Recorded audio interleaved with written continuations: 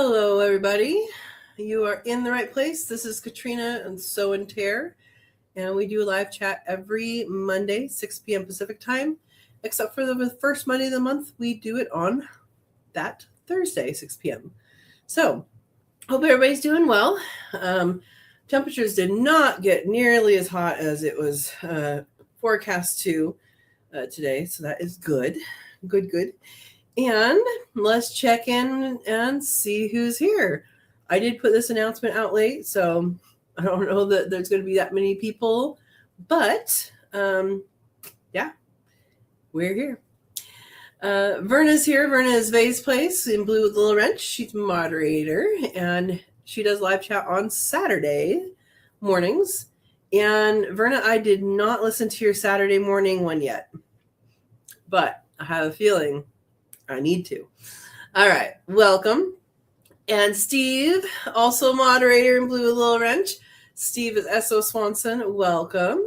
Oh, Verna said, hey, Katrina, first like. Good. Like it, guys. And Steve says, ta-da, you're early again? My goodness. Thank you for coming. All right. Bruce is here. Bruce says, hello, fellow homesteaders. Hello. Welcome. Hope everybody's doing good. And Bruce, are you getting some heat right now? I feel like you're getting some heat where you are. PJ's here. PJ says, hey, Fry. Friends. Hi, PJ. PJ, guess what I found this weekend in my refrigerator, in the place where it was supposed to be when I was looking for it. We did a pasta salad for our Cook With Me Live. PJ's a member. And I was going to put Parmesan on it. And I bought a wedge of Parmesan, and it was exactly where it was supposed to be, in the refrigerator, underneath another cheese. You know, it's all right. You know. Yep, Parmesan. Not the rabbit, the cheese. There you go. Oh, my gosh. Yeah. Bruce says, yes, it's been around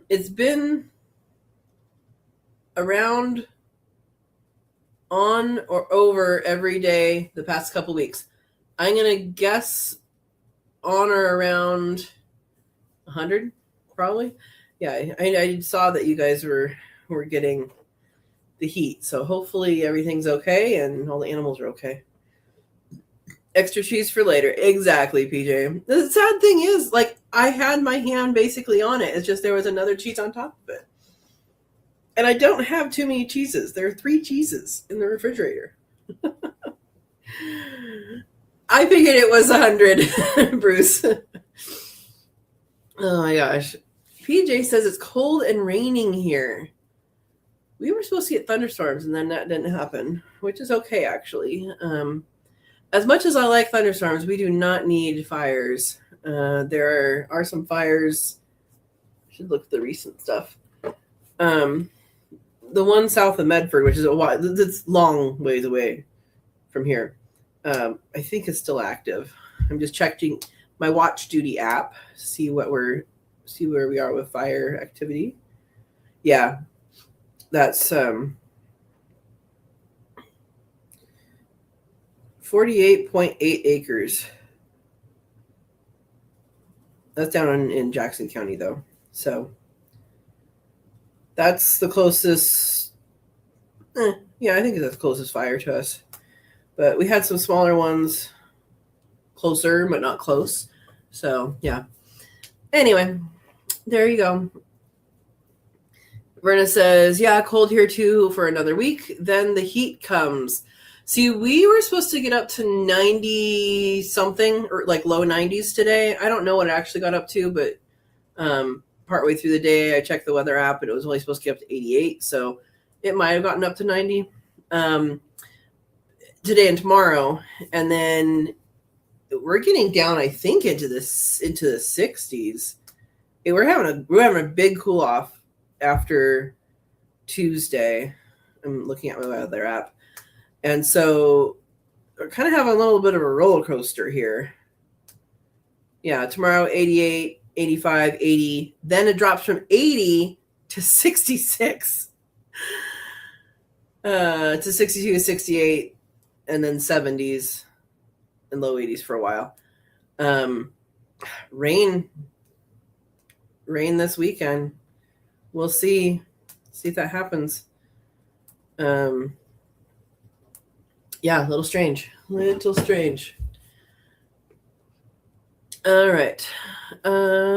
Zoom up here. PJ says, I sold the mini Zebu cattle yesterday. Congratulations.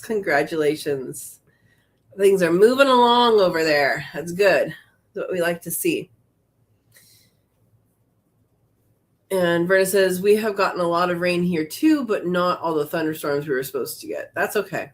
You guys get enough thunderstorms where you are. Yeah, that's true. Verna says, oh, PJ, I bet you'll miss them. For sure they're your babies, but the expensive lawn ornaments. Yeah, that's true. Erica's here. Hello, Erica. She says, hello, everyone. All right. So Erica, PJ, and Verna are members of the channel. If you guys would like to be a member of the channel as well, hit the join button, or the link is in the description of all the videos. And we're voting on dates to do the next Cook With Me Live. We are making chocolate peppered pretzels. It's a recipe I was flipping through to look for something else, and PJ mentioned during our last Cook With Me Live that she wanted to do something sweet, and I was like, I just flipped through this. Let me find it, see if it's sweet enough. And she's like, yeah, let's do that. So that's what we're doing. And we're looking at keeping it on Sunday. We're not married to Sunday, but the members, so we have a Facebook group for everybody. You do have to accept the rules and answer the questions, but that is Friends of Sow and Tare. And then the we do have a Facebook group just for members, which are called Katrina's Kits. So Katrina's Kits and Sow and Tare, and that is where that poll is. So I know PJ already answered. I haven't looked at it today. Don't know if Verna answered or not. I know, Verna, you're looking later is better. And then Erica, yeah, there we go. And then anybody else who has seen this later that's a member, go ahead and go on there and vote. And yeah. All right. Verna says, kind of what we went through, Katrina, excessive heat, then cold spell. Yeah, the only going warm to cold isn't as bad as going cold to warm. Going cold to warm, your animals don't have enough time to, acclimate. So that would be the only thing. But yeah. Erica says, I would love to have some mini Zebu. Well, you missed the boat to have PJs. Yeah. Uh-oh. Bruce says, I lost one of my babies this week. Are we talking quail? What happened? I'm sorry. Yeah. Verna's saying, what kind of baby? Quail. Okay. Yeah. Do you know? Oh, okay. I'm gonna let it catch up because Verna's asking all the questions I'm asking. PJ says, moving along so well. I heard about the loan today. I'm setting my son to look at the property and hopefully put a bid on it. Yay! Good luck.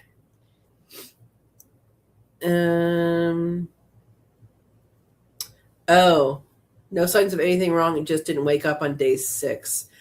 Sometimes there are birds, we call that failure to thrive. And it just happens and we don't know why. If it starts happening to everybody, then, you have something that you need to change. But sometimes Sometimes they aren't meant to continue. Day 6. So it's been eating and drinking okay. And then the other part of the question is what's going on with the heat. So day 6, they should still have heat. Are you using a heat plate or a heat lamp? Yeah, make sure that it was with everybody still. If you have too hot a heat, then the quail babies will go to the edges or away from the heat. And they might even pile on each other away from the heat. If it is too cool, then they'll huddle usually underneath the heat if the heat's too high or whatever. But they'll huddle and they can trample each other. So that's something to watch out for. That's another reason why I like the heat plates.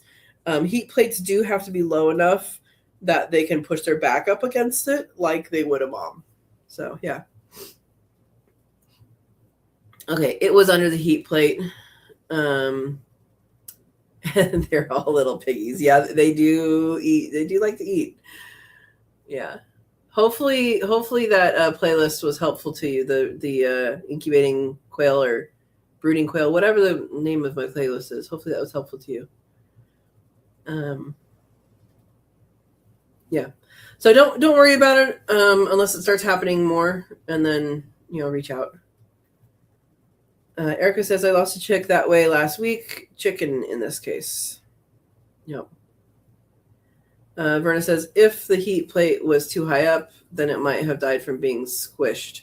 Yeah, if they were piling. So it's important to make sure that the heat plate that they can put their back up to the heat plate, which is very tiny. When they're born, they're very tiny. If you have the Tractor Supply heat plate, those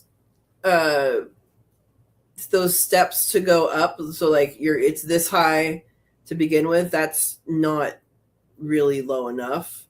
You got to flip over the legs and put on that, and even that's a little high. And then to do the increments, they need smaller increments for height than chickens do. So I suggest blocks of wood or something underneath the legs until you get to the next chunk that can go up. All the other ones that I've seen have very small increments, and you can do that. And one good way to make sure you have enough space for them is to raise your heat plate at an angle. So if it's a rectangle, if it's a rectangle long this way, right? Put the front 2 legs a little bit higher than the back 2 legs, and that way you'll get a gradient, and they can go where they need to go, as long as the gradient's not too much tilted. Yeah. Bruce says, I watched so many YouTube videos from so many people that I should get a degree for all the studying I've done. Yeah. Hey, that's what we've all done, right? That's what we've all done. Yeah, Verna says, best heat plate I use the one where the legs are threaded like a screw. Yeah, so Brencia and is Brencia the one that goes like this, and then rural coop has the one that you pull out and go to the next thing. Am I getting those two confused? I might be. Both of those worked well. Of those two, the Brencia took longer to warm up initially. So you are already past this point, but for people listening, when you set up a brooder with a brooding plate, a heat plate, that should be set up, several hours before your babies go in. You can set it up the night before, you can set it up the day before or whatever, but it should be set up before so that your temperature is good, everything's all good in there. So yeah. Bruce says, I have 3 heat plates, all with legs that screw, and did have the front and back at slightly different heights. Yeah, so it might just be a failure to thrive. And I know that it sounds like a cop-out, but it really is. Some just don't make it. Yeah. Verna says, about 1 inch above the bedding. Yeah. And I mean, it's important to note that quail are prey animals. They're prey animals, so they have more babies than are expected to survive. They have spares. They feed the world, right? That's with any prey animal.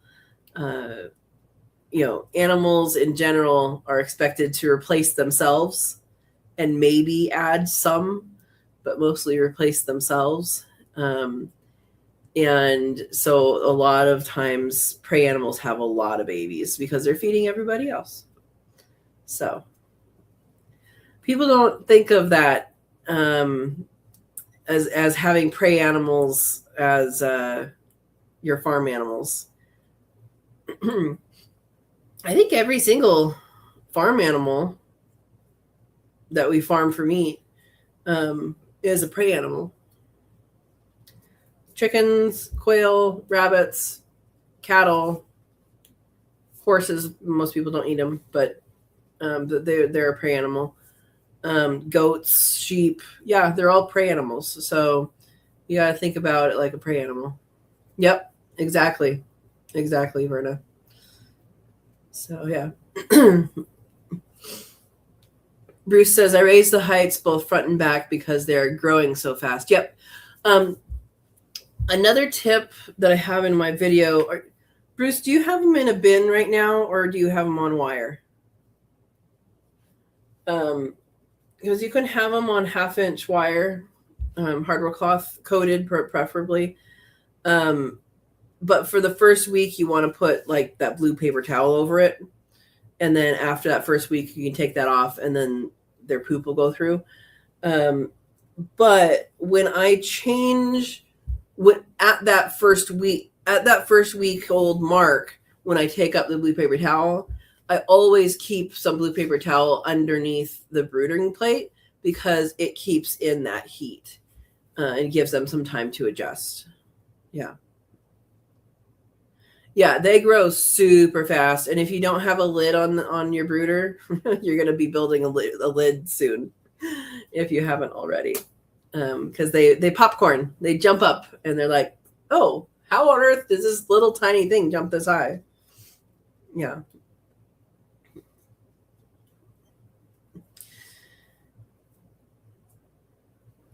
They about double in size every day, Verna says. Pretty much. I don't know what the actual rate is, but yeah.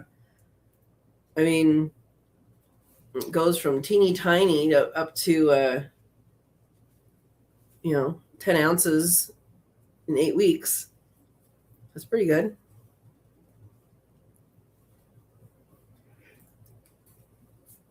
I don't know what the growth weight is. Anybody know what a baby one weighs? What a new hatchling weighs? Yeah. That's what shocked you the first time, Verna? Yeah, they do increase very quickly. Very quickly. Yeah. Yeah. I mean, I think the most popular thing for people to be unprepared for is how much they poop. Because they poop much more than you think any baby would. Bruce says they started off golf ball size. Now a week later, they're tennis ball size. Yeah, I mean, golf ball is pretty big, pretty generous. Yeah. They grow very quickly. Yeah. I've had a couple that were runts and they never grew very big. And they, a couple of them lasted a couple weeks and then they died. And that was failure to thrive. There's one that was smaller than the rest, but not tiny like the other ones. That did actually end up getting, going through the whole process. So yeah, no, they're fun. They're fun. You definitely have to keep your eye on them that first couple days to make sure they go under the heat plate. Because anything can startle them. They can end up in corners, and that's not good because it's cold in corners. So yeah, yep, it's good to check on them the first few nights, a few times. Yeah. Oh, exactly, Verna. The way they nap scared the heck out of you as they look dead until you go to pick them up. Mm-hmm. I was just talking about that with someone. I don't remember what she said. I think it was a chicken that did it, or duck. I think it was a duck that did it like that. And she was like, "Is that normal?" I'm like, "It is for quail." Yeah. Yeah. Where they actually just, they nap, like they look like they're dead when they nap. Yeah. I have the adults do the same thing too, Verna. And there's some of them that always do that way, and some of them, never do. But yeah, it's a pretty popular thing. It's stretched out. Yeah. Bruce says, I ordered another batch of hatching eggs. Okay.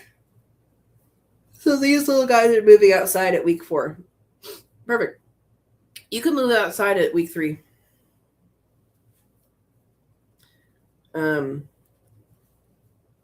Yeah, 3 weeks old is, because into week 2, you should be starting to wean off the heat. We're talking summer right now, and summer is right now, so that's why I'm saying that. If it was winter, wait till week 4. But summertime, and you can still wait till week 4. I'm just saying that if you want them to go out earlier, then you can. So, yeah, start weaning off the heat, and make sure they are fully weaned off the heat before you have them go outside. Yeah. Yeah, exactly. So Verna says, in this weather, Bruce, you can move them out in 3 weeks. Yep. Yeah, but go at whatever pace you have. Hopefully you have built your hutch or aviary already. If not, do that yesterday. Which is why I'm not getting quail again until my stuff is built, because yeah, I think we've all been there, getting animals before you have the appropriate infrastructure, and it's not the right way to do it. Everybody has done it, but it's really not the right way to do it. Yeah. Oh, I'll get that built by then. You sure? Yeah. So yeah, they're 6 days old, you said? Or they're, around a week old? Yeah. Did you get feather sexable or not feather sexable? So we're talking Caturnix quail, and Caturnix quail has several different feather colors types, and the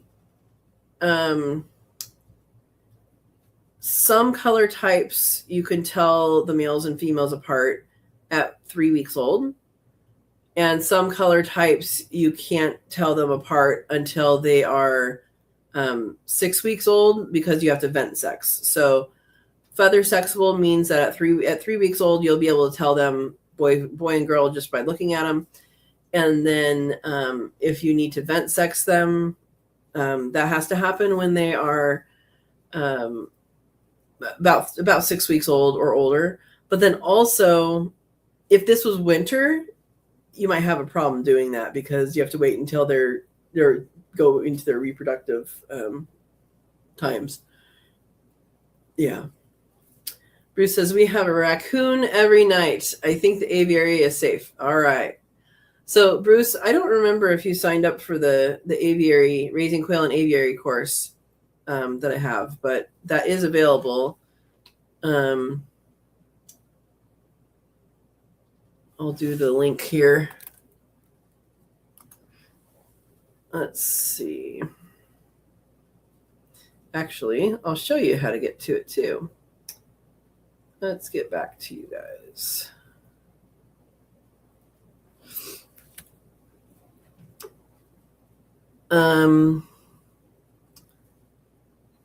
Let me see. Share screen. So if you guys would like to, it's $25 course, has a lot of instruction on it. And you guys are always welcome to come here too, but it's organized. But this is my website, sowandtare.com. And there's all sorts of stuff on here. But under education, there's different things. Oh, I need to fill in this date. I forgot to fill in that date. Okay. There is online raising quail and aviaries course, $25. Click here. And then there's a little blurb. And you add to that, and there you go. It was something that was part of Quail University when it was going on, and then when it disbanded, it was given back to the instructors. So I have that on my website now. Anyway, take it or leave it, but it's a very well put together, lots of information thing. All right. Bruce says, I got mixed, so probably some that are sexable, some that aren't. Okay, that makes sense. Verna says, make sure you have good locks on door. The type it takes you time to get into. Raccoons are smart. You can open carabiner clips. I've never had one open one of those, but yeah. Carabiner clips is what I use. But I use it on like a gate latch and also a hasp latch. So as long as it's not a slide bolt. And then the one thing I can say is if you're going to have an aviary, make sure you have a way to get out if your latch latches when you're inside. We got stuck in the chicken run one time and had to call my neighbor. So there's your quick tip. All right, good. Bruce is watching videos. Verna said, oh, you already said that. Howie's here. Good evening, Katrina and fellow Earthlings. Hello. Good evening, Howie. Welcome. Oh, Erica's being paged. Talk to you later. All right. Yeah. So, Howie, how is the weather where you are now? We got hundreds all the way to cold and rainy in the States here. Yeah, we want to see what's going on in your neck of the woods. I guess we might get rain this weekend. I don't know that we're actually going to get like a real rain. But yeah, hot. That's his answer. Hot. No more information needed. Oh my goodness. Anyway, how hot? Okay, that's a question from Verna. All right, so the people that are dealing with heat here, do you want to start, or do you want to talk at all about heat and your animals, or are you good? 30 Celsius right now. Let's see. That's like at 80s, right? Because isn't 35 97? 25 is 77 and 35 is 97. Is that right? If I remember that correctly, that's from a blunt-nosed leopard lizard protocol. Oh my gosh. All right. Not the only one, huh? Bruce says, I got stuck in my last chicken coop, but had a knife instead to chop up veggies. Otherwise, I might be in there for quite a while. Yeah, so my key is to have an already bent wire that you can reach out and open the latch. I love using gate latches for the door, but you do have to make sure you can get out. 86. Okay, yeah, I was right. 80s. Flat Earth Gnosis. Hi, welcome. Hi, I'm new. Just binge watched your channel. Love your videos. Aw, thank you. Welcome, welcome. What are you planning on doing, or what are you doing already? We are currently talking about quail, but we talk about all sorts of different things. Yeah. But welcome. Bruce says, I'd love to know the purpose of fans around quail. The only reason for the fans would be to move air. So if it gets hot, number one, no, they don't cool down the way we do. No, it's to move the air. So it's the same as if you have a fan. Let's see. Ways to keep quail cool in an aviary. Number one, or anywhere, they have to have a roof that gives them shade, right? The best shade is leaf shade. So if there's trees or some sort of vine or vegetation, the best shade is shade for leaves. So that is number one, is to have real shade. And if you don't have real shade, have a roof shade. So that's number one. Number two, in an aviary, I like to use deep litter for multiple reasons, but one of the reasons is wood chips. One of the reasons is cooling. And they basically bury themselves. When it gets hot, like over 100, they bury themselves. They pant, right? But what they'll do is they'll dig a hole, and then they'll go in that hole, and then they'll flip chips over them. So like, have you ever seen the sea lions flip sand onto their backs? They do the same thing with chips, and they'll basically bury themselves, and they'll have their little head right by the ground level. Be careful not to step on them. And that will create an insulation that keeps them cool, and they'll be very, very not very mobile during the day. And then once the evening temperatures cool down and all that, they'll be out and chattering and back to normal. So that is good. The fans, what that does is it takes the hot air and it moves it. So it takes the hot air and it moves it away. It brings other air in. So if you have a roof over anything, it's going to trap hot air in there. And depending on how hot and how tall the roof is, so if you have a cage and the roof's only this tall, that can trap heat pretty quickly. And if you put the fan and you put it over them, there you go. I wouldn't put it on the animals. I would put it above where the animals are, just for that. And then another thing a fan would do is it will create like an exhaust system, I guess.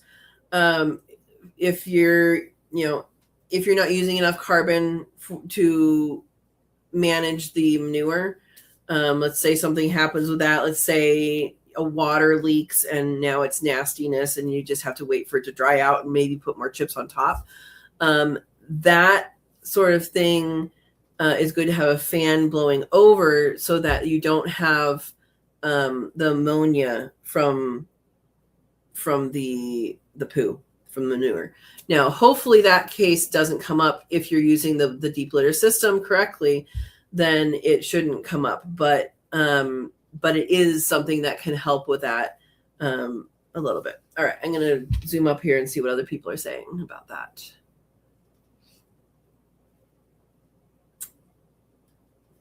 Yeah, they don't cool down the way we do. Verna says, Bruce, it keeps the air moving, but you put the fans up, not on the quail. Yep. Oh, yeah, and so Verna raised quail in her apartment. And that worked really great for her. But she says, I use an exhaust fan when I raise them into my apartment. Yep. Flat Earth says, thank you. We have silver fox rabbits and are going to do quail next. with a deep litter method, of course. Awesome. Well, you're in the right place. You got rabbits, and I used to have quail. I will again. And yeah, I recommend if you haven't checked out the online course that I put together, that's going to be a really, really good resource for you. There's stuff on there that isn't on YouTube, but I mean, you can always ask on here too. But all right, awesome. Howie says, quail here come and go from the food forest often. Nice to see them. Yeah, you're talking about the native ones, right? What are the native quail where you are? I don't know what's up there.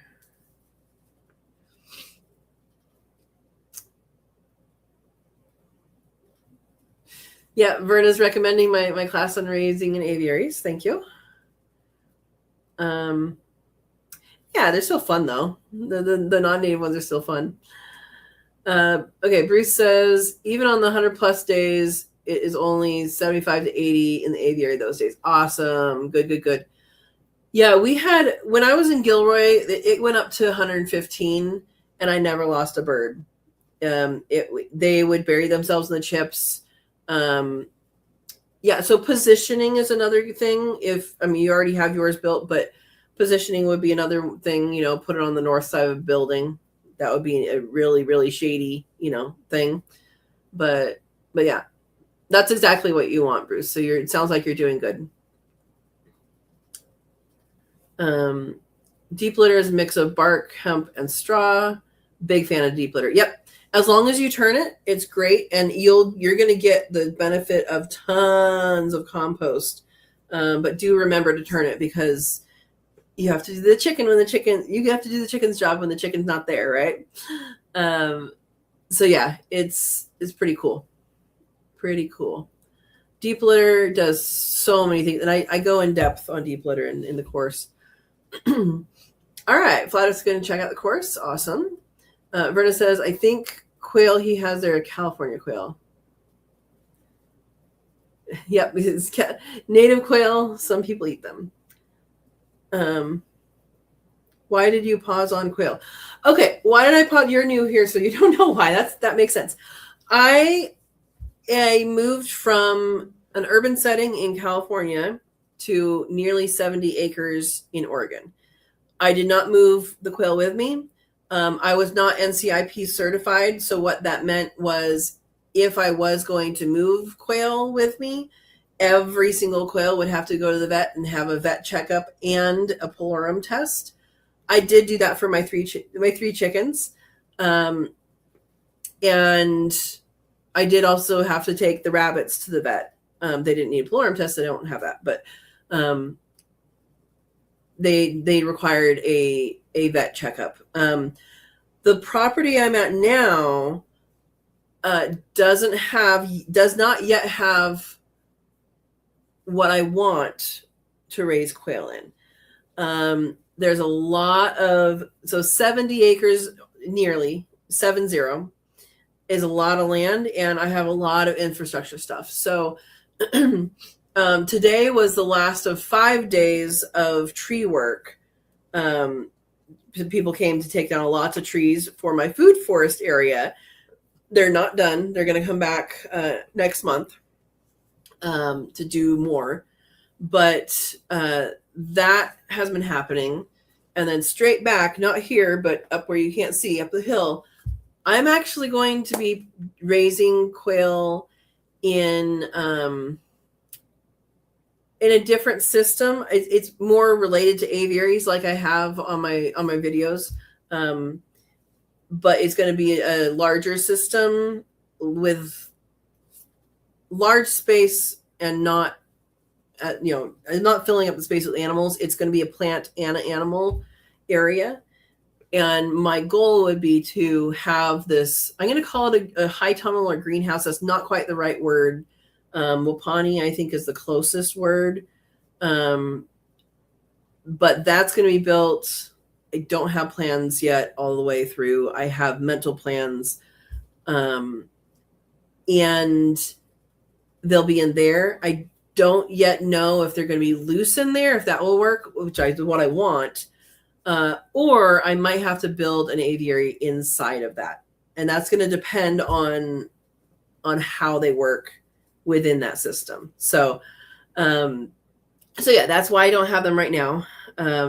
Is I am having big plans, and I know Flat Earth, you came in a little bit late. We already talked about getting animals when you don't have the infrastructure yet. It's a bad idea. It's a bad idea because you're always going to be rushing something, building something that's temporary, all these things. I very well, I am totally capable of building an aviary like I had in California, very, somewhat quickly.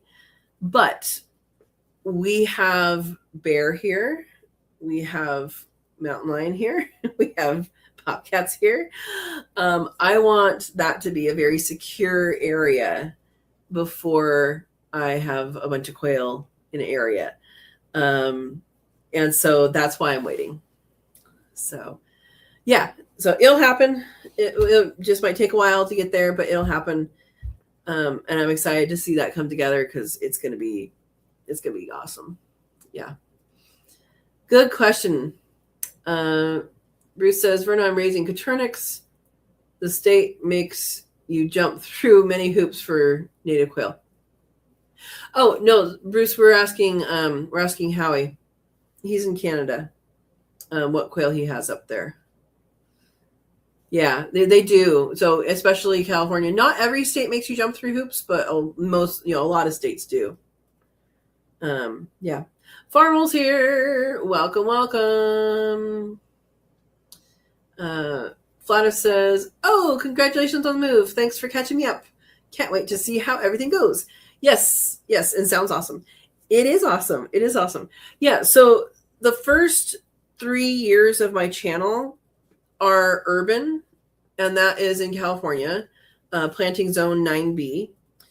And those 3 years are the last of about 11 and a half years of me being on that property doing what I do. I didn't start the channel when I started, my whole thing.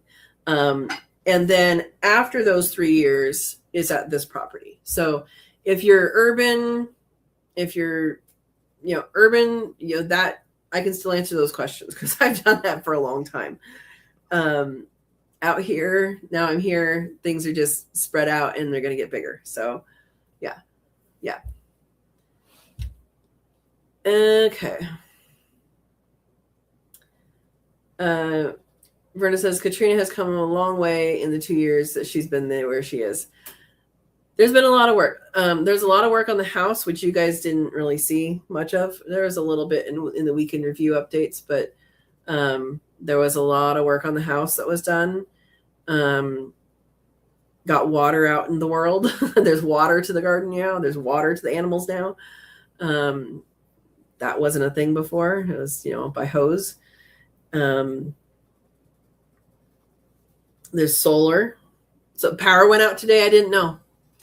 It's funny. My neighbor called me and he wanted to know if the tree guy that was working at my place dropped a tree on the line or something. It's like, he's been gone for like 3 hours, no? And yeah, so we got a call from Pacific Power that they worded it really funny. It sounded like it was a somewhat planned but not really thing. Yeah. It sounds like they shut it down on purpose to deal with something. So yeah. Anyway, but I didn't know that the power had gone out because of my house is run on solar. I do have access to the grid. If my system's not working or something, it does go back onto the grid. And my clothes dryer is on the grid. But other than that, all the power for the house is it's pretty cool. It's solar power. So yeah. So yeah, it has come a long way. Yes, and of course I remember, Verna. Verna says, remember the flooding problems you had the first year? Yes. 2 winters ago was the worst winter as far as flooding since I want to say 64 or something like that, 64 or 74. In any case, there was a lot of, have a good evening, Howie. There was a lot of flooding, and the water poured out of this hill. So much water came out of this hill, and Artesian Springs sprung up like right there, right behind the house. And now I have a French drain back there. So now this year we didn't get to test it out very much. The water level did come up to the French drain, and it was dribbling out on where it exits. So it does work, but it wasn't really tested. But I the person I had put it in, I said, and there's a video on that too, if you're curious. The person who I had put it in, I was like, so I want to way over engineer this. I want this to only go in once and never have a problem. So we put in 3 4-inch pipes for that. And plus the downspouts are separate and enclosed, and they go out. So there's 3 just to deal with groundwater coming. Yeah. So yeah. Yep. Atmospheric rivers. Exactly. And I kind of was wanting to have like a couple big, like to get it up high enough that, we could test these things, and yeah, but we didn't quite get the rain. We are getting into drought. Snowpack in the Pacific Northwest in general is like nothing. It is nothing in some places. And it's next to nothing in other places. So that is for our whole region going to be a concern. And I'm hoping that my well will continue to have water, right? As far as I know, let's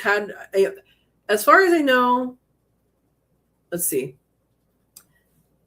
No one has told me that it has ever gone dry. Knock on wood.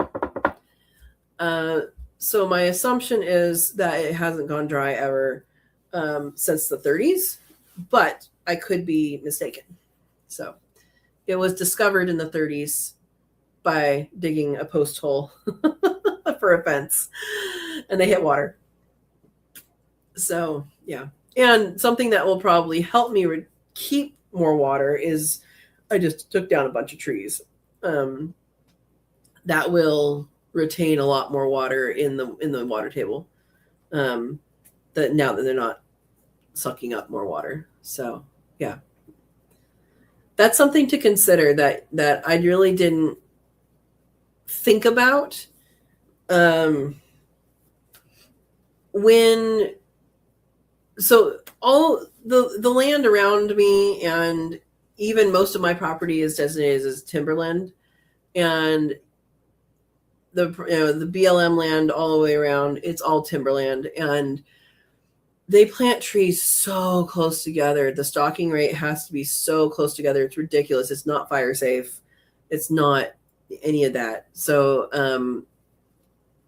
they not only is it increase the fire potential, it increases their water usage and of that land. And I think more so than it would have if it was old growth, honestly. So yeah, water's hopefully not going to be a big deal this year, but I think it probably will.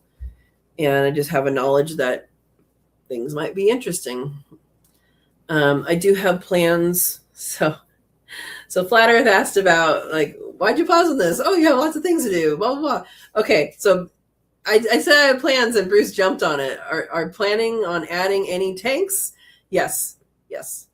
So I am, for the food forest area, I am planning on adding probably a couple tanks, and to kind of drip fill it in the winter time, and then use it in the summer.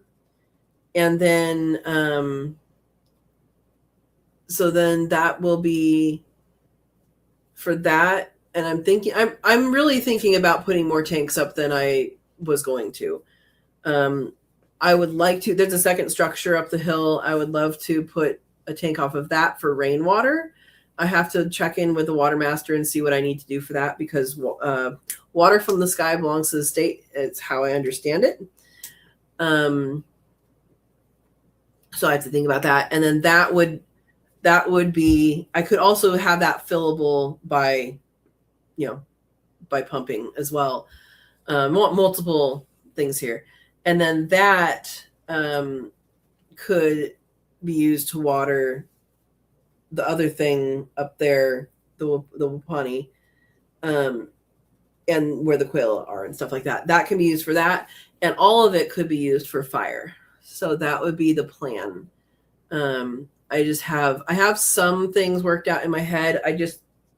I'm thinking that I probably want more water things than I originally thought. Just because water is where it's at, guys. Water is where it's at. No, so the tree stumps did not get taken up. The only ones that got taken up is when the road was built to go into the food forest, and that's not completely done. It just got to them to a point where they can, track the trees out and stuff. I'll have a video on all of that, but it's not going to be for a while because I want to make sure it's done before I put the video together. That way it's like one full bit or maybe two full videos. But I want to make sure it's completed before I put out a video. And yeah, so the only tree stumps that got taken up are the ones that were in the way for the road. And the tree stumps, they cut them a little bit lower than I was hoping for. I'm still planning, I have not ordered them, but I'm still planning on inoculating with mushrooms, Douglas fir, there's some white fir, but basically firs tend to be too acidic for most mushrooms, edible mushrooms, to grow on, deadwood. And the lady at Cascadia Mushrooms said that oyster mushrooms would be the only ones that might do well. So I'm going to try some of that. There were some maples that were taken down that were like this big. So I do need to order some for that. I think there was like 3 or 4 that were that big that got taken down. That's big enough to put mushrooms on. So I want to do that. But they cut them lower because they had to then drag trees out. So it would have been a lot of like getting stuck, doing that. Yeah. Verna says, know what you can do to naturally get rid of the tree stumps. Put mushrooms in them. What do you mean? Do I need to get rid of them? I don't think I need to get rid of them. I see 2 arrows, though, that she's typing more. I mean, right now, it's fine that the roots are still there. It holds more soil and holds the hill a little.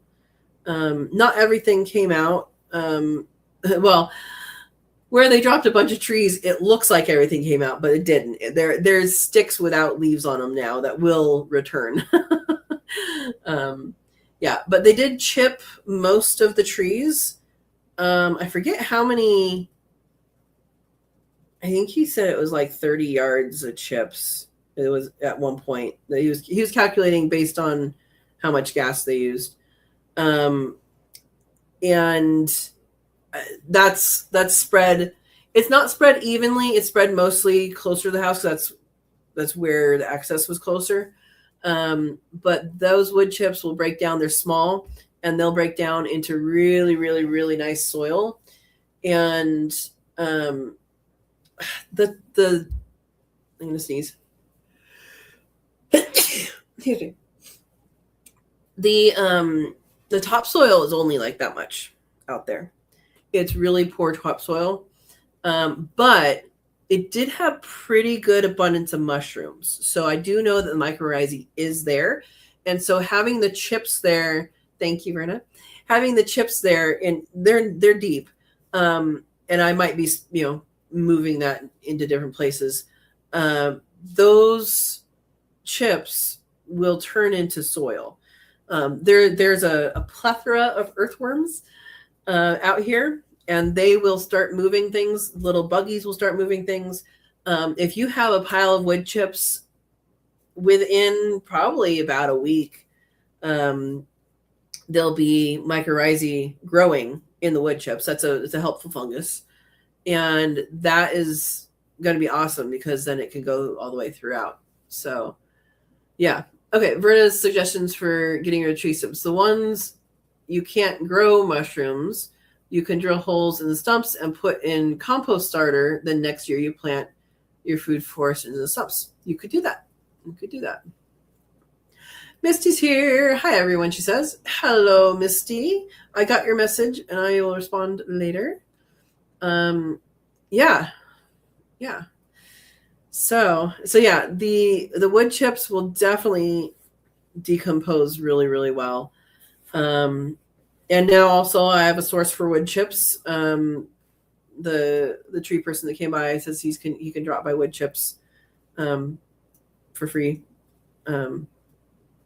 Whenever he has them, and whenever people ask him for stuff. But I will be doing that for deep litter underneath the rabbits. I just haven't yet because I didn't have them. So yeah, we're in that season now where I have projects going on that are not big enough. They're big enough projects, but the things that are happening aren't big enough to do what I need to do. Finish? I don't know. There we go. Oh my gosh. Missy says we had 9 elk walk up our driveway today. Awesome. Boys or girls? Because there's 9. One of them's missing. There's a group of 10 bulls. One of them's pretty young. That was hanging out in the wintertime in the hayfield. Were they boys or girls? Do you know? Are they regrowing their antlers now? I think they might be regrowing. They're not regrowing yet, are they? I haven't seen any elk in a while. I know I didn't find any sheds. And I know my friend who mowed the hayfield down found I got to plug in. Right? Plugged it into the wall. It only helps if you both also plug in the other side of the computer. Yeah, he found a deer antler. I just let him take it. So that was cool. Oh, 3 bulls, 3 cows, and 3 babies. Well, there you go. I haven't seen any babies yet. Maybe we'll see them. Missy has a very steep driveway. Awesome. That is awesome.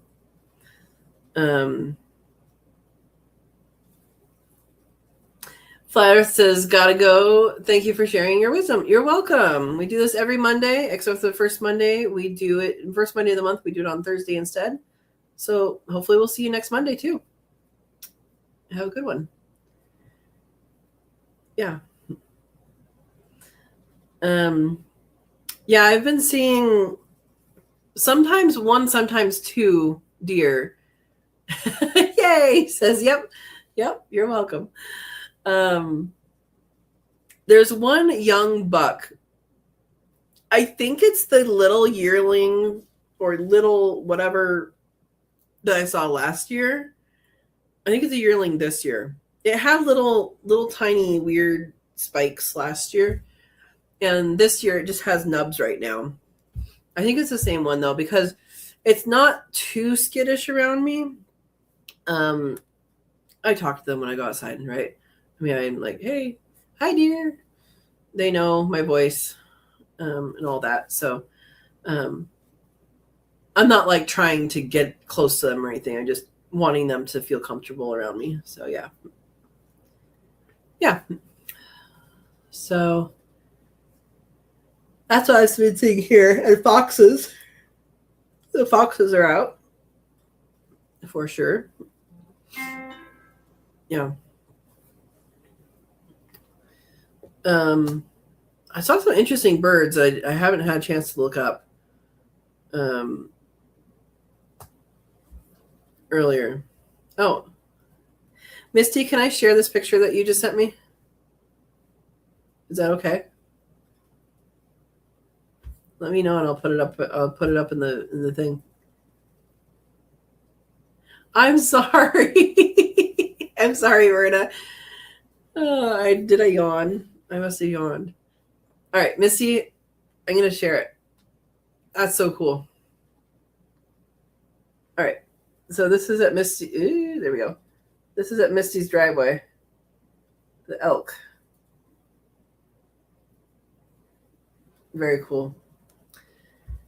Now, did we have baby deer way before now? Last year? I feel like the baby season is way late. I don't know if it is or not, though. I haven't seen anybody with spots yet for deer and stuff. Yeah. Bruce says, Verna, you amaze me with your knowledge of stump composting. That must be one overgrown apartment. She's done a lot of stuff, Bruce. She's done a lot of stuff. Oh my gosh. Verna says, thank you for sharing. Yes, thank you for sharing, Misty. Bowtie's here. Hello, Mr. Bowtie. How are you? Triple G, greetings, global gardeners, from the heart of old Destin, where a younger, faster, stronger David has the remodel moving at record speed while the garden keeps producing daily. Awesome. And how's your weather? We've been talking weather too. Yeah, looks like we got everything going on. Oh my gosh. Verna's answer to why she knows so much. I am old, Bruce. I am 68. I love it. Love it. Oh, you're a new 68 though, right? You're dying. David is killing you. Oh my gosh. Mr. Bowtie. You're fine. You will survive. Oh. Yeah, so Misty, my neighbor this way called me about the power outage, and he thought that so I had the guys out over here today doing the tree work, and he thought maybe one of the tree guys dropped a tree on the line, and he's like, "Did you guys drop the tree on the line?" I'm like, no, what are you talking about? Yeah. So mine didn't go off because I have solar, and I didn't know that at all. I was inside the house and missed a call that was medium danger for potential spam. Why Pacific Power does not get in touch with Verizon and say, "Hey, here's our number," I don't know. But yeah, it sounded like they turned it off on purpose. Yeah. Bowtie says, we ripped out the entire kitchen today. So barbecue tonight? What are you replacing it with? Another kitchen, I hope? Verna says, I grew up with people claiming I am older than my years. Hey, that's all right. It's all right. A trash can and a broom is the only thing in the kitchen. Oh my gosh. I'm so cool to have solar. It costs a lot. It was one of my first goals, being more self-sufficient. And I've heard of a lot of power outages on the street. So yeah. Uh-oh, Bruce has Verna beat, but it's not a race. Yeah, I think that's from what I heard on the message. The first message was weird because it started in the middle of a sentence. So I don't know what happened to the first part of the sentence, but when they called back and said the power was back on, I listened to that message and I was like, oh, okay. Yeah. I don't know.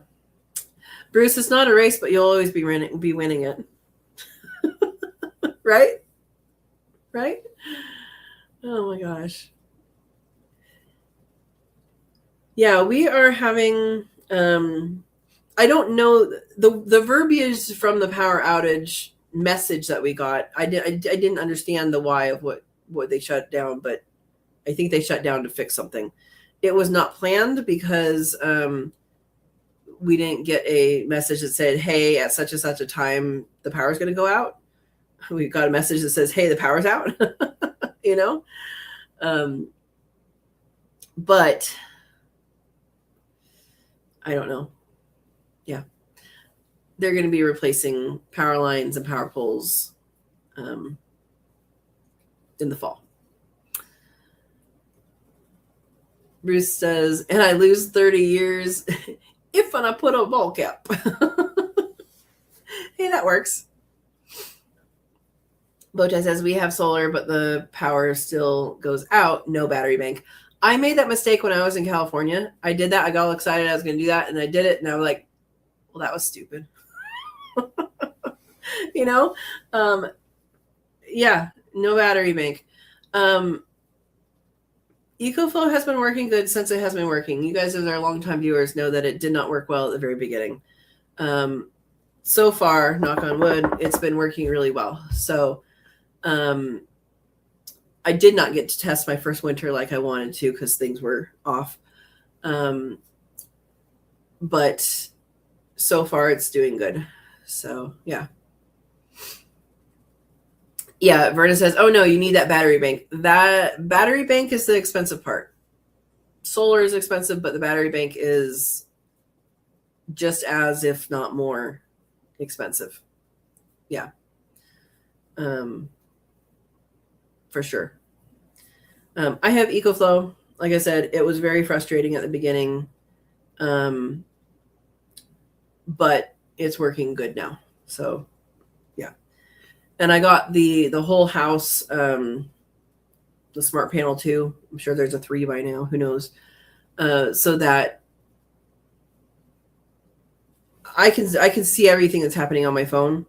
And if the power goes out, like if you can use it to like charge your batteries in the, when the power costs little, and then use it for your house when the power costs a lot. You can use it that way.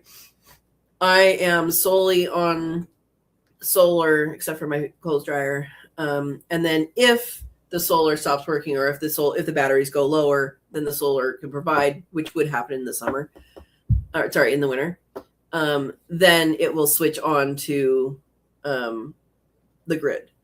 So that's how mine works. At least you can set it up differently.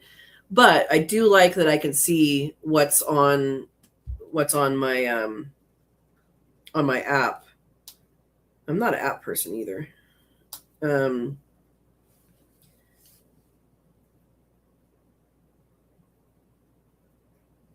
Yeah, so you can see I have 2 inverters, and you can see their charges, and you can see there's the smart home panel, and you can go into the inverters and see more information, but I'll just go inside here.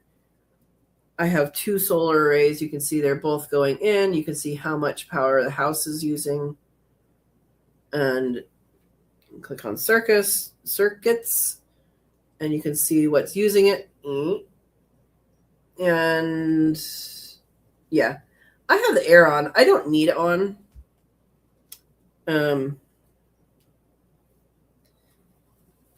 I should probably turn it off. But yeah. All right, let's go up here. Verna says, Bruce, I don't dye my hair, and many do not believe my age because I am not all gray. Bowtie says, I know, one step at a time. Solar was 45,000-ish before discounts and credits, less than half after. Yeah, and I don't know what the situation is for the tax benefit stuff this year. I have a feeling last year was the last time for a long time.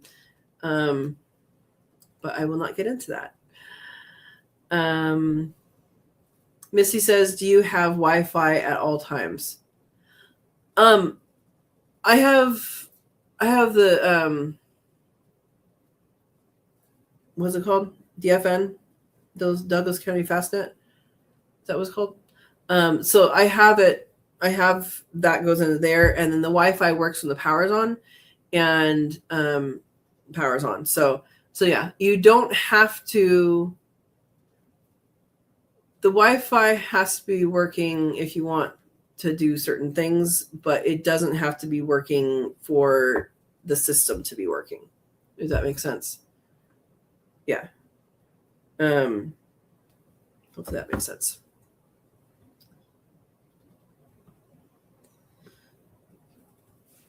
Bruce says, I have 2 EcoFlow generator inverters and we'll be adding a Blue Yeti system soon. Come on Prime days. I saw something. They had their, don't get sucked into, okay, if you're going to do EcoFlow, don't get sucked into the sales. The sales are the same every single time. 62% off. If it's not 62% off, wait for a sale that's 62% off. I was going to see what the most, there was something that came through recently. Flash sale ends tomorrow. Prime Day best sellers are up to 62% off. Well, then it ends today. So there's a flash sale today. I'm not advertising. I'm not promoting. I'm just saying 62%. If it's anything less than 62%, then yeah. But with EcoFlow, you earn points. So pay attention to how much you're buying at once and maybe make multiple purchases instead of one purchase. And that way you can use the points that you got from before there. I have lots of points. All right. Yeah, I've heard good things about Blue Yeti as well. Okay, makes sense. Good. And see, they have flash sales and whatever. Anyway, I'm giving you some guidance. If you do go the route of EcoFlow, 62% is their standard good deal. Meaning, don't buy it full price because it doesn't cost them full price. All right. Bowtie says we have 23 big panels. We bank a lot of power in the summer. Summer electric bill typically 30, and a couple winter months gets up to 40 or 50 a month if we have to use a lot of HVAC. Yeah, and that's exactly what I wanted to test this winter, but it wasn't working. I don't remember how many panels are out there. One array is bigger than the other. But I did not do the sell it back, and I probably should have. Oh, well. I got disenchanted with that when I was in California because it was PG&E there, and I just got disenchanted by it. A lot of places now too, they won't necessarily like give you a check. They'll give you, oh yeah, well now you have this credit. Thanks. According to a neighbor who has solar, she says there's 2 months in the wintertime that she buys power. But yeah. Yeah. Bruce says, I hate PG&E so much. I've gotten really good at saving and storing power. Haven't had PG&E bills since I moved in March. Awesome. See, I'm still hooked up to Pacific Power. So I still pay I think it's like $23 a month for the hookup thing. Now it does include my, in case my system goes down, I can go back on grid. And then my clothes dryer is not on solar, and there's another house up the hill that it's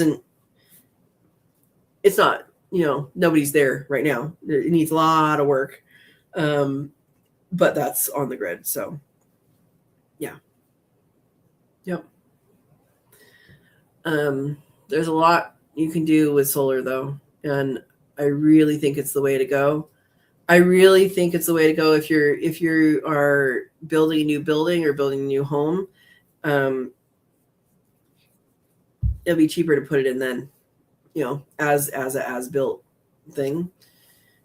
I'm just thinking of like all these developers that build new homes and new new neighborhoods and stuff, and they really all should have solar on them if they're in an area that would benefit from solar. There are some areas that wouldn't benefit, but yeah. Man, we have spanned the topics today, haven't we? We always do, though. I was going to talk about quail. Bruce started off talking about quail, so that's good.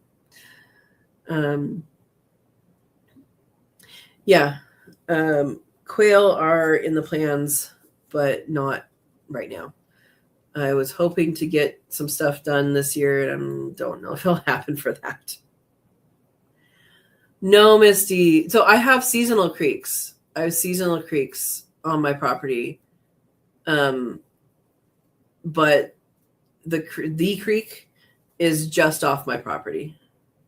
I have expired water rights to that creek. I need to try and get that reinstated. Yeah. No, it's right off the corner of my property is the creek.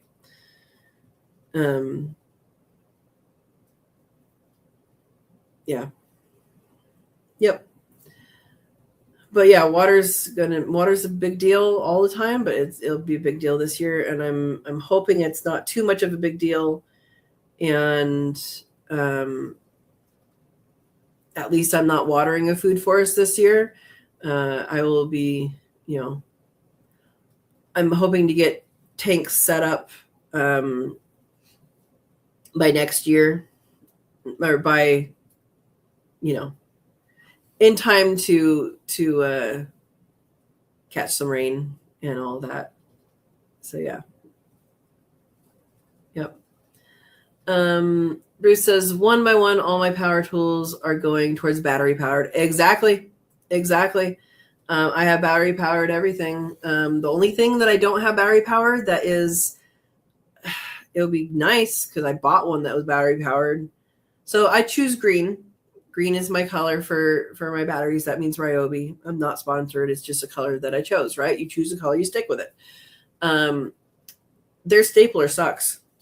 Don't get their stapler. Everything else so far has been wonderful. Yeah. Missy says, what does your group think about wind? So I think wind power is awesome. And I was actually talking about this with a different neighbor a couple nights ago. And given the name of our area, I think wind would be great. It's just there's some different designs coming out with like a tighter system, not a propeller system. It's more like I don't know, it's a tighter system. And those they seem to be more efficient in energy. So yeah. But what do you guys think about wind power on a personal homestead level? Verna says gas is too expensive, Bruce, so battery powered tools are best. Yeah, well, and that's what he's saying. He has solar and he can just charge them with solar, and there you go. Missy says I also use battery power. RT. I don't know what RT is. Fire danger. Yeah. So that's the other thing in our area. The tree thing. Oh, yes, the tree thing. I got it. Yeah. So in our area, you can use battery operated like string trimmers, weed whacker, whatever. You can use those when you cannot use gas powered ones. They're exempt from a lot too. Oh, related to. Okay. I've not seen that shorthand. I know RE, but not R/T. Now I know. Add that to your book, Verna. Verna is the queen of abbreviations. Yeah, so there are restrictions on gas tools that do not exist for the battery operated ones, which is pretty cool, because you can still do things. We're at level 2. Oh, it's a nurse thing. There we go. That's why I don't know it. We just got moved into level 2 for the fire restrictions. 15th, I think. Today's the 22nd. So people can you can only run a chainsaw up to 1 p.m. The next tier up, I think, is going to come quicker than we want. And then you can only run a chainsaw up to 10 a.m. So you really got to get up early and get things done if you're going to be doing that. And I just know the chainsaw stuff because we're talking about the trees and having trees taken down and all that. So they're limited on their day, on their the amount of work they can do in a day as far as the chainsaw goes. So yeah. Yeah, but the next tier up is 10 a.m. Up to 10 a.m. you can use it. And then after that, none. There is a span of time. I think we got there last summer and the summer before where you can't use it at all. So there is no chainsaw use at all. Now,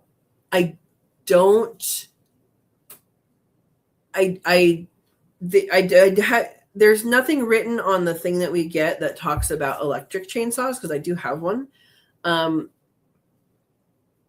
From talking with the tree people that came, I guess some fires have been started by the chain on the chainsaw itself, not necessarily because of the gas.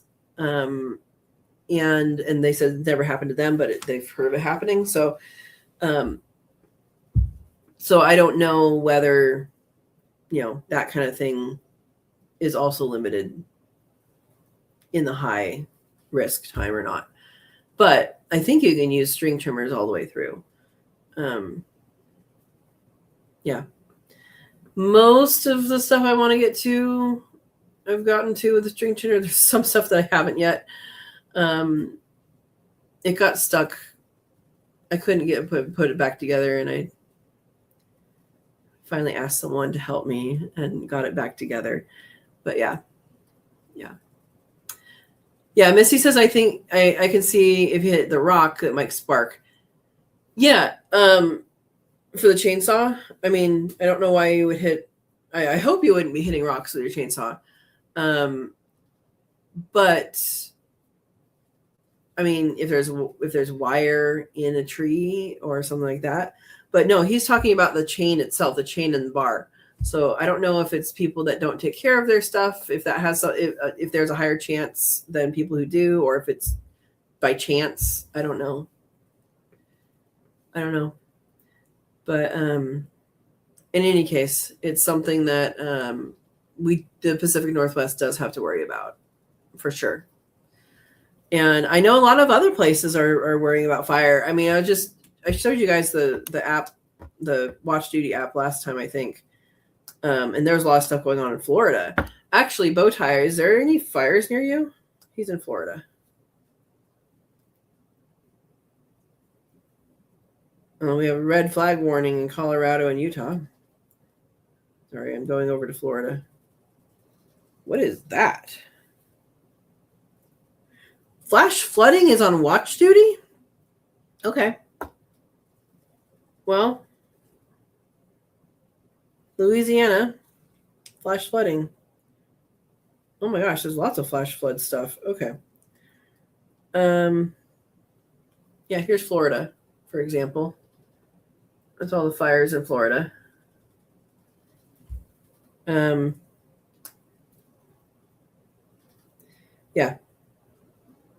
Anyway, I thought Watch Duty was all about fire. I had no idea flash flooding was on there. I just saw that it was. I just thought that it was blue. Yeah, I know there's last week's tropical storm. I understand that, Verna. It's just I didn't know that they tracked that on Watch Duty. I thought Watch Duty was all about fires. I was like, what's this blue thing? So, yeah. Anyway, so there's risks, and that's why I'm glad that this is getting done. He's going to come back. has probably one more day left, but yeah. Yep. Anyway, so speaking of that, 4th of July, we're going to have fireworks in the area. So hoping people are sane with that. And I am hoping no fires get started with that. Yeah. What is the bottle in the window? Apparently a Gatorade. Sorry. I got a bunch of Gatorades. I think I have like 3 left because I've been having them slowly. I got a bunch of Gatorades for when we had that bee truck that lost all of its bees. I asked, hey, what do we need? What do I need to pick up from the store? And I was told duct tape, trash bags, ratchet straps, and Gatorade. I said, okay. So I bought a bunch of it. And not as many people showed up as I thought were going to be there. So apparently I put that there and left it there. So it's now on the floor and it will go out into the recycling. It's probably been there a while. Has it been there a while?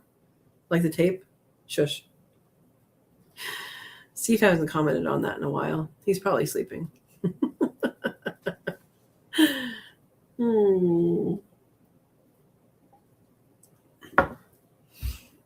Yeah, it's funny how the world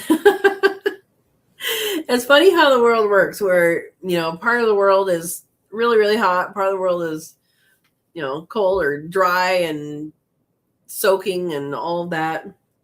And I think weather is amazing. I really do. And there's a lot of changes going on right now. So, yeah. I know there's a clear cut that happened just on the other side of the hill. So I'm hoping that is a good thing for,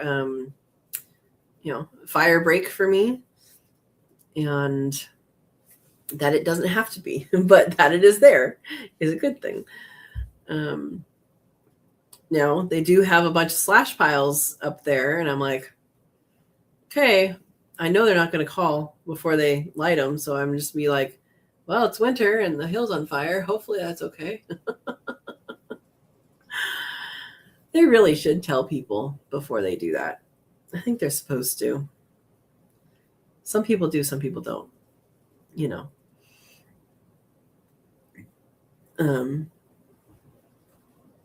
no slash files here though. They chipped almost everything. Yeah, you're gonna make some good soil with that. Good nutrient changes. Yeah.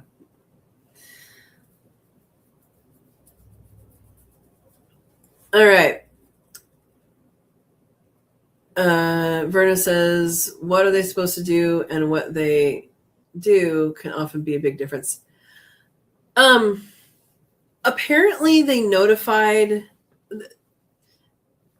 because I asked, like, why didn't you notify the adjacent properties when you started taking down trees? Easy enough thing to do, right? Apparently they do, and this is BLM. Apparently they do the notification at the time of the timber sale, which was like 4 years ago. Misty, do you even remember getting any information about that? I don't know that you would, because it doesn't go right up against yours. But do you remember anybody in the neighborhood getting that information 4 years ago? Maybe 5 years ago by now. But I don't know. I think kind of a heads up. Oh, by the way, you're going to hear chainsaws for a while, and they're not on your property. Would be something to know. Yeah. No, Bruce, nobody's done firewood yet. Yeah, it's still out there. I've talked with the tree guy, and he's working with someone local that might be I might recoup some costs on that. Yeah, but Adam, if you're watching, you can still come and do firewood. Okay, so Misty said a girl talked to me about it one day at the bank. Just a random, like a person from BLM was at the bank, or yeah, because they said you're not directly up against it, so they might not have notified you. I don't know. Yeah. The notification stuff out here is all over the place, and every different agency has property owner. Every different agency has their own notification process, and it's not all the same, and it's very frustrating. So, yeah, that's what I have to say about that. It's very frustrating.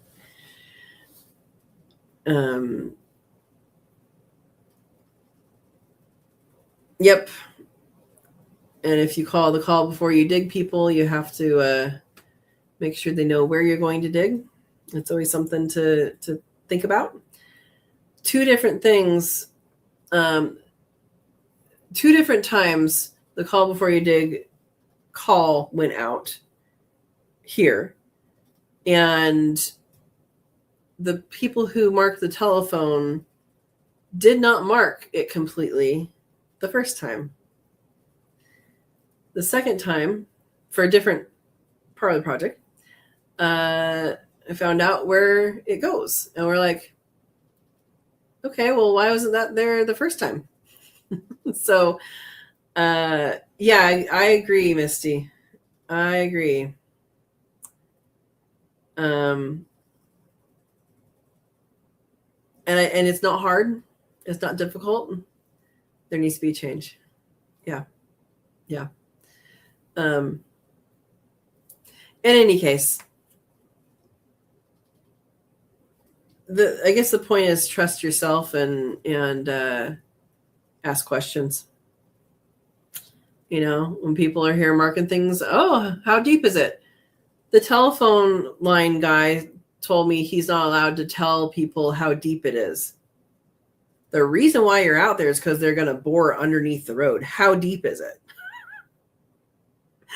Well, the people with the boring equipment have their own units that tell them how deep it is, because the telephone company never tells them how deep it is, and neither do other places, because then they have liability.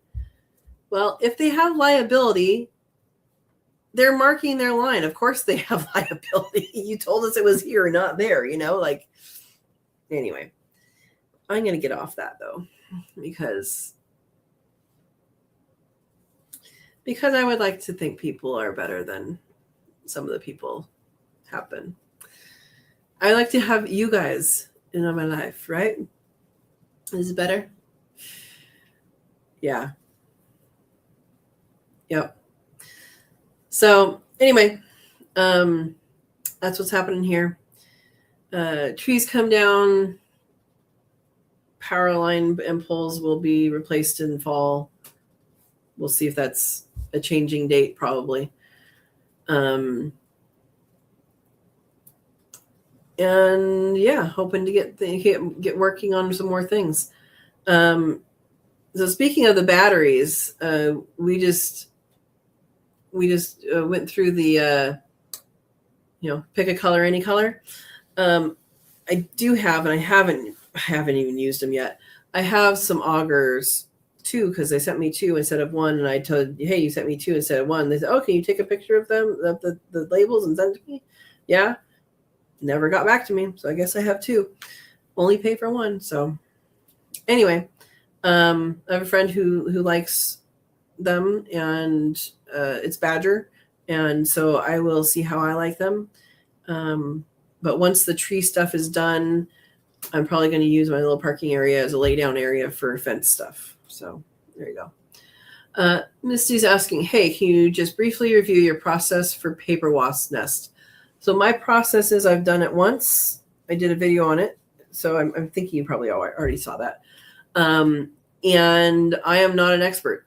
That's my process. My process was to call someone who is an expert. And she instructed me what to do with it. So basically what I did is I have my bee suit on with layers underneath. And so that, wasp stingers are, okay, let me if you guys, Verna, can you find the wasp nest? I think I called it danger with a chance of stinging or something like that. Put the link up there for me. Thank you. So that video happened, found a wasp nest about that big, and thank you. And it was reachable. I didn't have to use ladder, so thank goodness for that. But thicker layers because you have longer stingers than bees. I have my bee suit taped, all the glove and ankle and zipper openings, zipper seams, and went out. You can barely see. I went out a little bit too later than I was comfortable with, but that's okay. And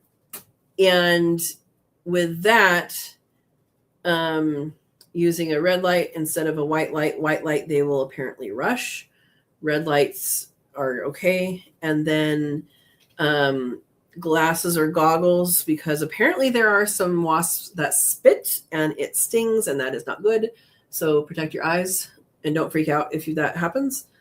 And I had a trash can with 2 trash bags already in it. So if you've ever worked in the restaurant industry, you preload your next trash bag, so you take one out. Thank you. Danger with a chance of venom. I had to have a fun name. I don't really do clickbait names, but I had to. And then I basically got down to the bottom of the bag, and it was the bag hanging over, and went and creeped up and went, and then wrapped it up and wrapped it around and put it in the trash bag, which I already have prep bags, and put that up and wrapped it around and did the next one, wrapped it around and put it in a cooler, and they're still in the cooler, which has been going in and out of my hot car. I probably missed a step, so rewatch that. But yeah, it's going to be something that is different for every situation, probably. Yeah. And I don't think there was very many wasps in it, but I haven't looked yet. Bruce says people are better, companies not so much. In general. And yes, I did at night. Bruce says, I ordered some shorts, but received a lady's shirt. So far, they refunded me 2 times, then received another letter this week saying the shorts just shipped to me for free. Thank you, Ella Bean. Well, I mean, now you gotta just, you have a free gift to give someone now. Hopefully it was a nice shirt. How funny. Yeah, thank you for the link, Verna. And you're welcome, Misty. Yeah, I don't know all the different types of wasps that we can have here. I know there's tons of different kinds, and I don't know how many of them make paper nests. I think in the video I said paper wasps instead of paper nests, but hopefully you understood me. I don't know how many of them do that, and I know some of them are small and stay small, and some of them get like this, and some of them get huge. So I don't know if that's determined by species or number or whatever. Yeah. Bruce says you forgot the part of how you duct taped yourself to death. Not quite. You just gotta, make sure all the seams are seamed up. Oh, how funny. And Verna says, reminded me of an old hornet's nest when I was a kid. I never had to deal with any of that. There's one job site that I was on that I found a wasp nest in the ground, and I told, you sent the shirt back to them. Good. Oh my gosh. And I told the foreman on the site, and he went out with pink spray paint and painted in huge letters, bees with an arrow. And what that was supposed to tell people is when the scraper went by, they were supposed to, know that there were bees and do something about it, right? Like, oh, I'm going to tell the person following behind me who isn't in an enclosed cab that there's going to be some action here. He scraped right over, and my friend and coworker got stung, I don't know, 12 times, something like that, on his head. They got stuck in his hard hat, and he couldn't get it off in time. That was bad. Another experience had I was doing transects up a hill, along a hill, and my coworker and friend, different person, he all of a sudden started running towards me. I'm like, what? And then I realized at the same time he realized that why is he running towards me? And I went that way, he went this way, and he had stepped on a yellow jacket nest and was running from them. He got stung a couple times. And by the time he got down to the bottom of the hill, I had water and Benadryl for him. So far I haven't personally had that experience, knock on wood. But I know people who have. And there's an arborist that works with us that he stepped on a nest one time and all of that. So they've all been in the ground. So I guess I wonder if the paper nests are not really where I used to be. I don't know. But yeah. There's a lot of different kinds. I know the wasp traps that I have out, which I need to refill. I don't know if you guys can see it. Probably not. Oh, you can see it right there on the eave.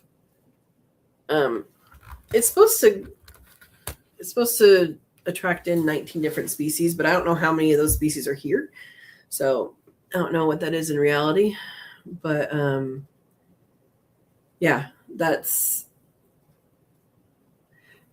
supposed to put that up earlier in the year or earlier in the season, which I did, to attract the queens.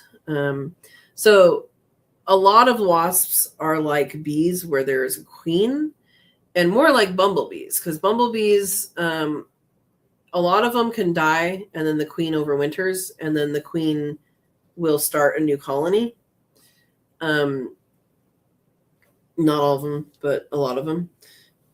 And whereas like honeybees, the queen is with everybody, and they do reduce their population during winter, but they don't reduce it down to just the queen.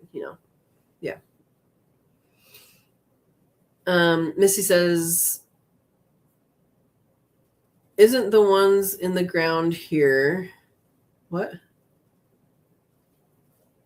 Oh, I don't know about that. That sounds like a very dangerous way to deal with them, Misty. I've never dealt with them. If I knew something was there, if I knew there was like a wasp nest in the ground or something like that, I would probably put out pheromone traps and maybe even bucket traps. You can make a bucket trap where you what's the word I'm looking for? Hang is not the right word I'm looking for, but it is a correct word.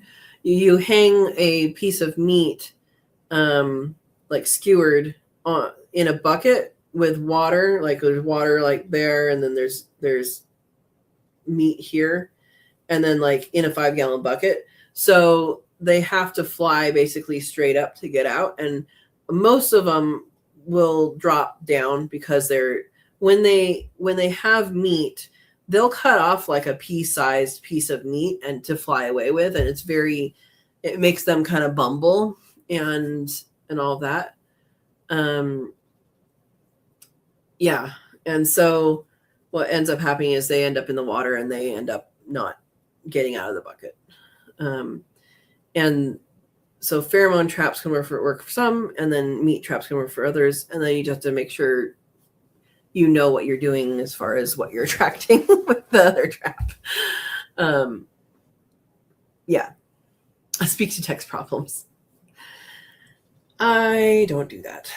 I think the phone listening to me is a little creepy, even though I know you're listening right now. It's a little creepy. Anyway,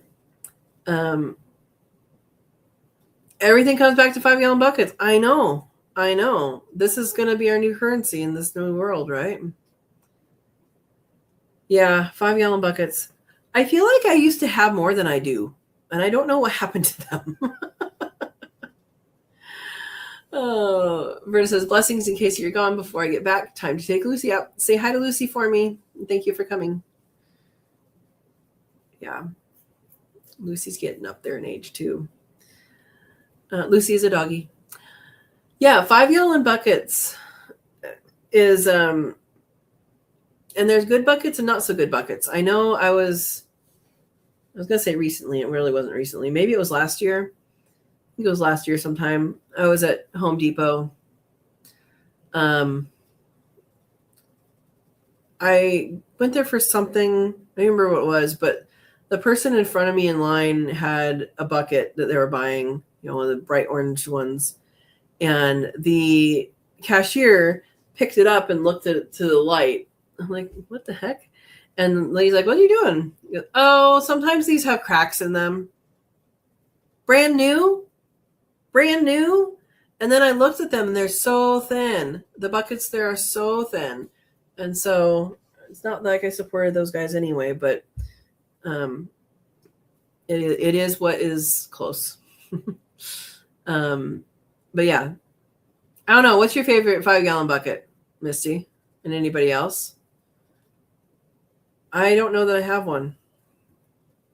I just know it's not Home Depot's because they are super thin. And also, I don't really want bright orange everywhere. Yeah. I know people, what is it? Is it Yeti that has like a $50 bucket or something? I'm not going to spend $50 on a bucket. But I do wonder how it actually works with real use, Costco has buckets? Where is their buckets?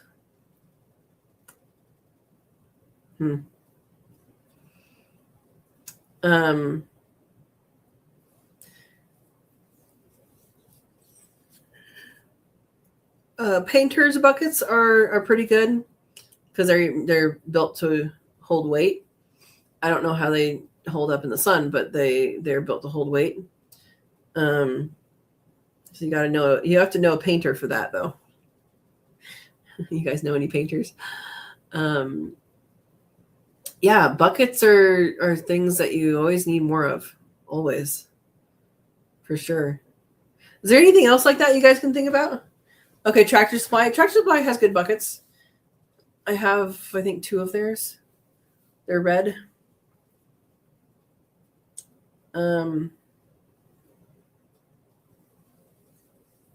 was going to say I have one from Ace, but I don't know where it is, and I'm wondering if I left it behind. Ace used to have a fill a bucket, get so much off, and then your purchase of the bucket goes to some charity. I don't remember what it's for, but they did. I think it was an annual thing that they did. It was a light blue bucket. Yeah. Toe straps.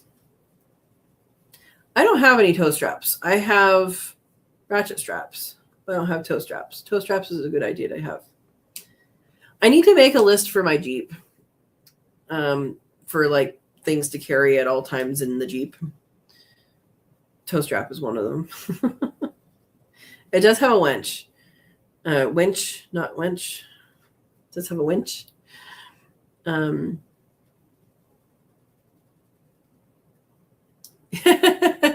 Bruce currently has 6 different colors of buckets. And which is your favorite? Tractor Supply? Is it your favorite because of the color or because of the quality? Bowtie fell asleep. Good night, all. 5 a.m. comes early. Good night, Bowtie. Thank you for coming, and say hello to Mrs. Bowtie.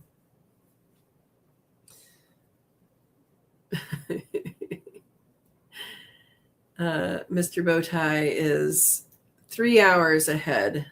So it's almost 8. It's almost 11 there. Oh my goodness. 3 hours ahead? It's 3 hours difference between the coasts, right? I think it is. Yep, good to have a bug out bag. Yep. Yeah, Misty's on it with the fire stuff. It's good to be on it. We are Bruce. Oh. Yeah, a wench or a winch. They're different things. Yeah, so our neighborhood is a Firewise community, and yeah, 2 hours. Oh, you're in Central Time. Wait, where is the line? And I thought you were going to bed. You never go to bed when you say you are. How are you in Central Time? You're in Florida. Are you not in Florida? Anyway. Yeah, in Firewise communities, we try to be more fire aware and fire safe. And there was funding, but not this year for us. Yeah. Your favorite bucket's probably the one that's the closest. I like that, Bruce. I like it. Yep. So you guys see the roof there? There's some bee boxes up there. I still have bee boxes up there from the crash stuff. Got the last batch up there. Was it a couple weeks ago? They're probably good to come down. I'll leave them up there for a little bit longer. It's amazing the amount of bees that came to get all this nasty nectar that was smelled a little fermented, but they were all over it. Yeah. Bowtie says, line is over by Tallahassee. We are way west in the Panhandle. Okay. I didn't realize you were Central Time. Well, gosh darn it. It's not even 11 o'clock yet. What are you doing? I know. You're not a night owl. I'm a night owl. Definitely more of a night owl than a morning person. Yeah.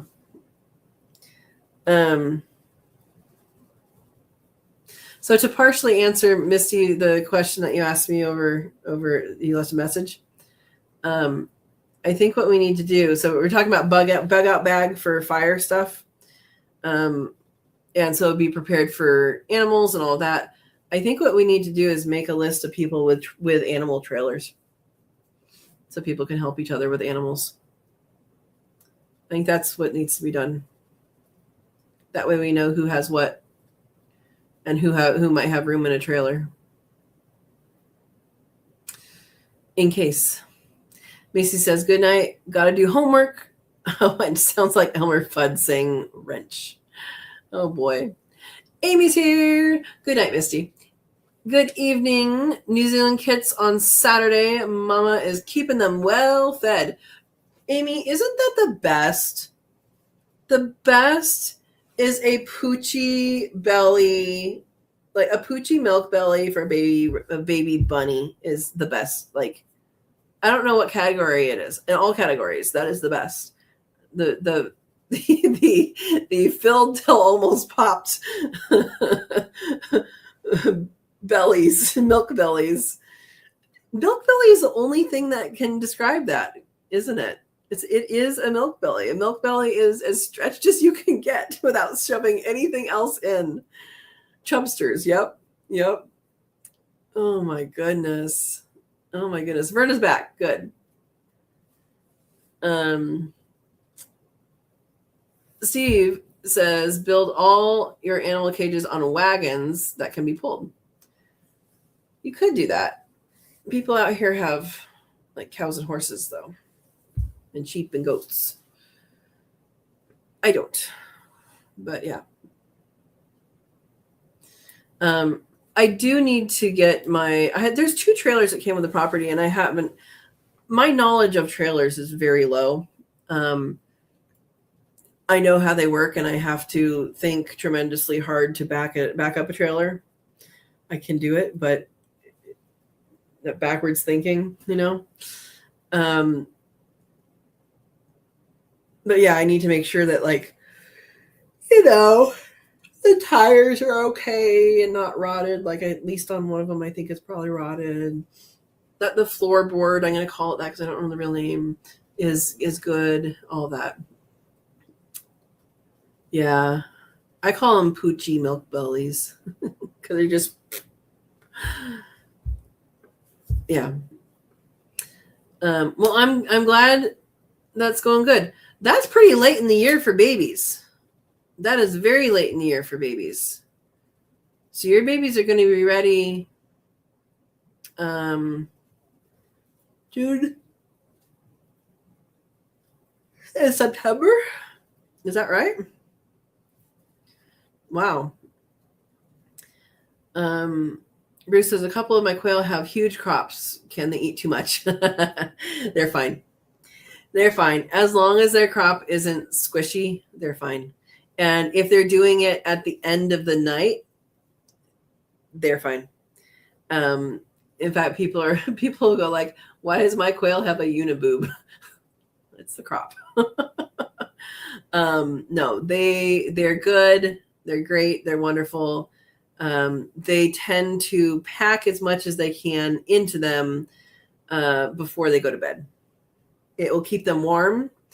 You still need the heat plate, but it will keep them warm, and it will make them go through the night. Yeah. And Verna says they don't overeat. Yeah. So it's amazing how many beginners are like, what's that lump on my quail? That's where their food goes. It's okay. Yeah. Accidental breeding. Papa was motivated. Got it.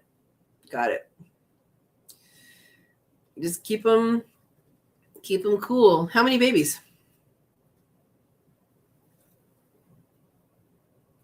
Yeah. I haven't moved out Ravioli's babies yet. I am going to, though, because they're pooping in the food, and I just don't want to deal with that for that long. So I think what I'm going to do, 7 is a good number. That's a good number. I think what I'm going to do is bring the smaller tractor up to next to the garden and have it up here. That's what I said. Oh, she said it earlier? Did I read it too and not even... Oh, I totally missed a 7 earlier. Sorry. Yeah, so I think I'm going to bring the smaller tractor up here to the garden area and have them in this region right here, closer to the house. There's a lot more shade potential, and then I can move them once the other 2 tractors are processed next month. I can then just focus on here, and I don't have to even go down to the pasture for that. Not that it's far away, but I think that'll be better, and hopefully they'll be fine up there. That's where I started the rabbits. Anyway, so yeah, I do need to cut down that area though. At least a little, right? At least a little. Wow. Well, that is a congratulations is in order, Amy, for your bunnies. I'm glad they're doing well. Yeah, baby bunnies are always fun. They're always fun, but you have to make sure you keep them cool through that summer. Yeah. So something I'm planning on doing that I don't know when I'm going to do this because I have so many things to do, but I do want to make rabbit sausage and try some different things with rabbit in that direction.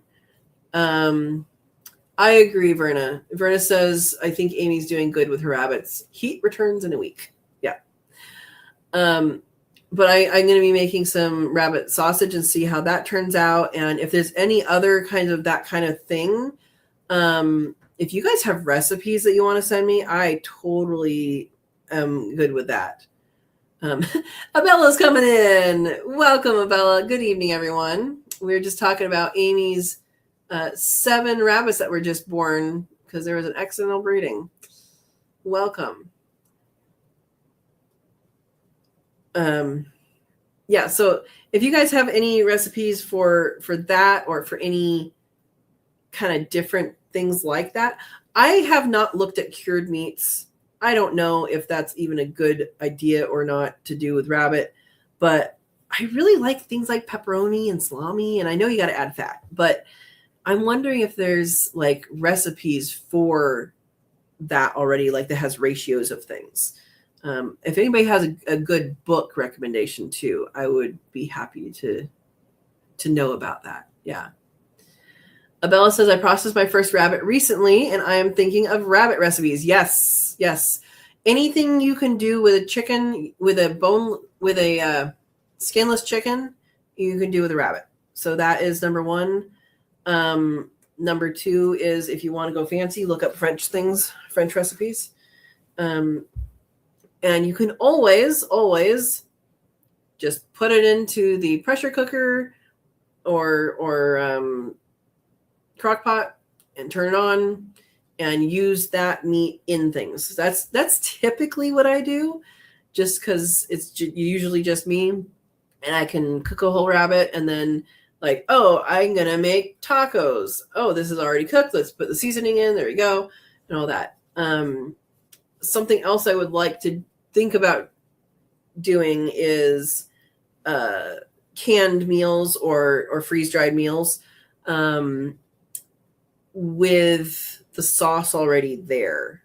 So that's, I don't know. I've been thinking about sauces for a couple of years, and I didn't have a garden last year, and we'll see what happens this year as far as how good the garden does. But yeah.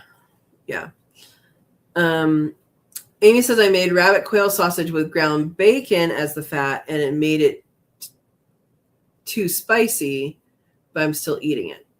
Wait, the bacon didn't make it too spicy. You just made it too spicy. Did you have a guideline that you were using when you did that? Like, is there a recipe book or something you found online that you used for the starting of that? I have fat from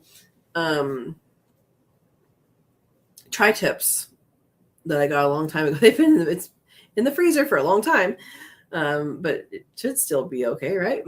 That I can mix in. I just don't know the ratios of things.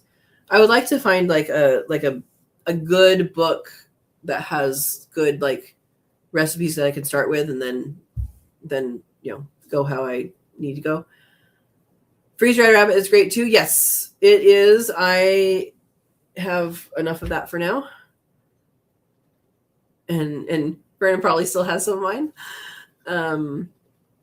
Abella says there are lots of interesting international rabbit recipes from Spain, France, China, and Latin America that I have been checking out.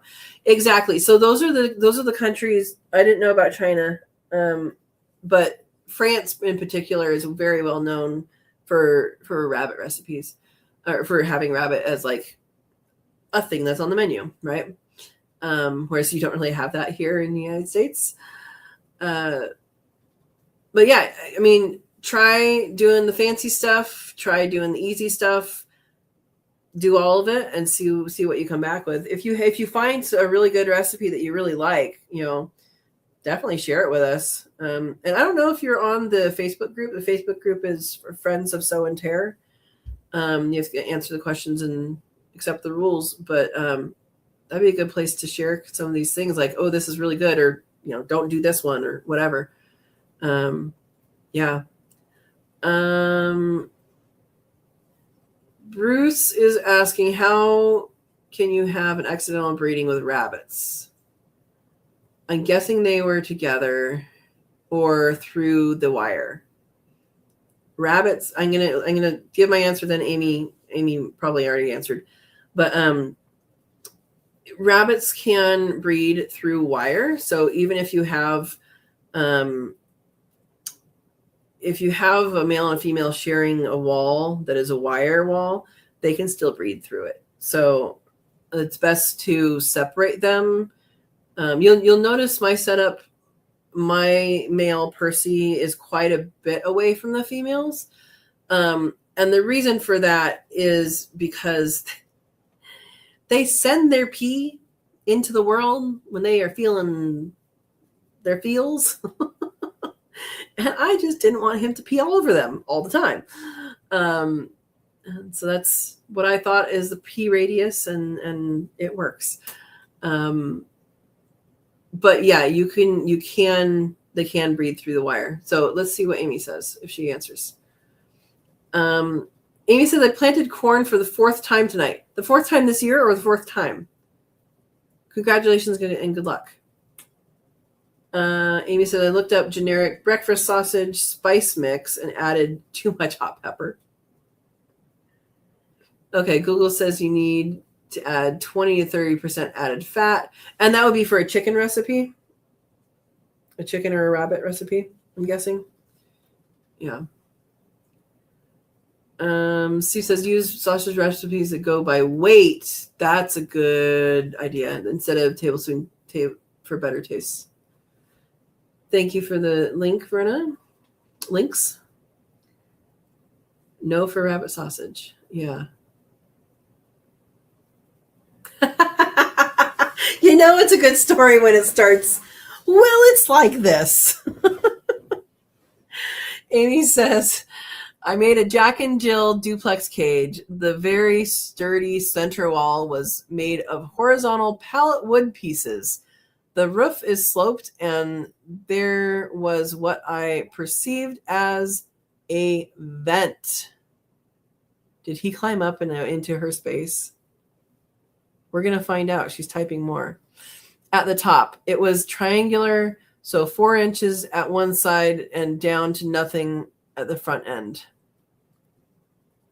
I'm betting he climbed. Did he climb over? If you learn anything in the homestead life, learn that boys will make it happen.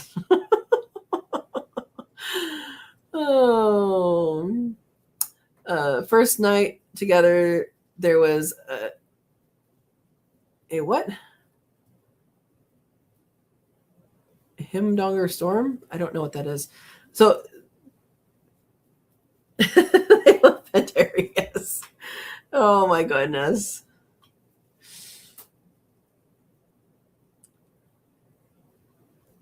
All right. So did he climb up and over? Oh, one heck of a storm. Is that a saying? Himdonger storm? I don't know that saying. Thank you, Verna. We're waiting with bated breath for the next chapter. The next morning, he decided the laws of physics and crammed his butt to her side. I found them together the next morning at feeding. Oh my gosh. Humdinger. Okay. So mistakes made, solutions found, right? And there you go, Bruce. There's your telling of the story of the humdinger date. Oh my gosh. Well, yeah, marked on the calendar. It all happened right on time. There you go. How old is he? Is he young?